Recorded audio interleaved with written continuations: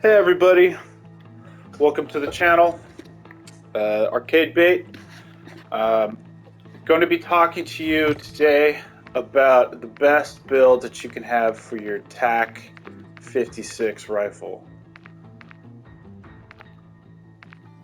Now, it was one of the first guns out the gate that I started to play with, and as far as its damage output goes, it's one of the best ones. Honestly, I ran with it for a very long time. Um, and it's still a go-to. So I want to talk about the setup that I have for you guys for this gun. I'm in battle rifles.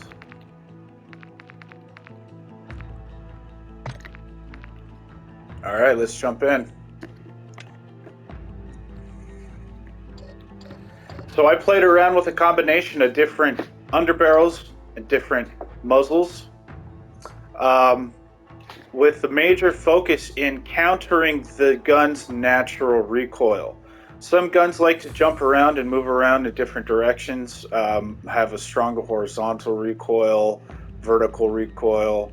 There are some guns out there where you don't really need to worry about the recoil on your muzzle. If you have the right grip, then you can use that attachment for, say, the barrel or something like that. Because it's always a balancing act. If you put on a nice barrel, it could take away your recoil control, and so you have to make sure you have equipment to counter that. So you can control it over here, while this attachment over there takes it away. But that attachment's really dope and adds all this damage and stuff. So it's a game. For this loadout, I have the Cronin OP44 attached to my muzzle. It has priority over vertical recoil rather than horizontal. I did go through each of these, and I also combined them with the different underbarrels. So I found that this gives you the most control for the gun. Now the gun itself, it's choppy. It's a heavy bullet. It's a big, large caliber, what it feels like that it shoots. So it was really important to find a combination that can bring that under control. That's why on this setup, I'm using a grip to help with that. On my other loadout, on my other build, like for the M13B, I only have a muzzle and underbarrel. I do not use anything on the grip. But this guy, you need to really ring it in. But he had one of the highest damage outputs, and it is an early gun. So this will help you set it up so that you can really be accurate and be a force to be reckoned with while using it. For your underbarrel, you want to use the TAQ Tiger Grip. It helps with your aiming, idle stability, your hip fire accuracy, and recoil stabilization. It's interesting. I don't know if this will be an example. Okay. Recoil stabilization, and then over here, recoil steadiness. I've come to determine that stabilization means when you shoot, it's how quickly your operator can bring the gun back to aiming down a perfect center.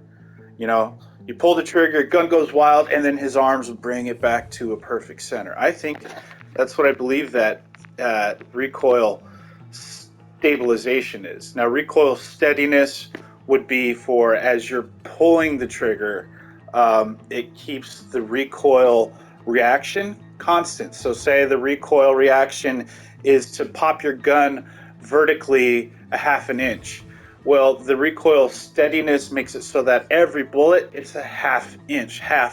You won't have the random, whoa, went up 3 inches that time, because the gun's kicking on its own lost lack of control. You know what I mean?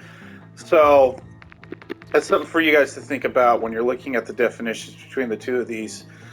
I found great success with the TAQ Tiger Grip in combination with this muzzle, the Cronin OP44, and the FSS Combat Grip. It's just a little extra recoil control. Now, I use the standard optic. It's the SC Lone Wolf optic. It's good for having some range. And I love to always have a 40 round magazine. I do not think it's necessary to go up to 60. It does add weight to your gun and it makes your ADS slower.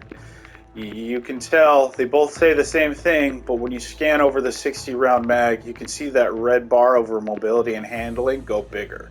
So 40, you can't think that they don't do, they have the same amount of a negative effect. No, it doesn't say it, but you can see it. 60 round mag is heavier on your gun.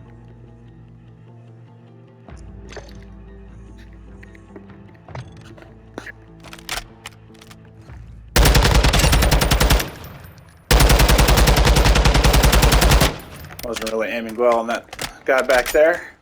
There we go.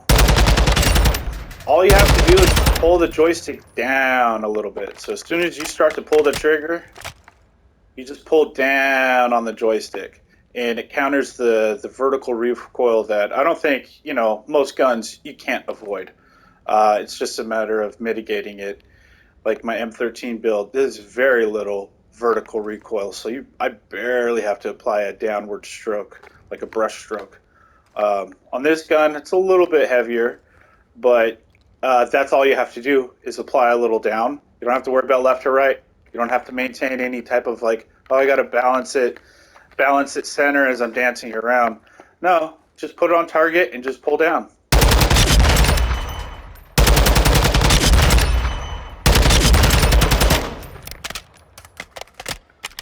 Very powerful weapon. Very accurate at a distance.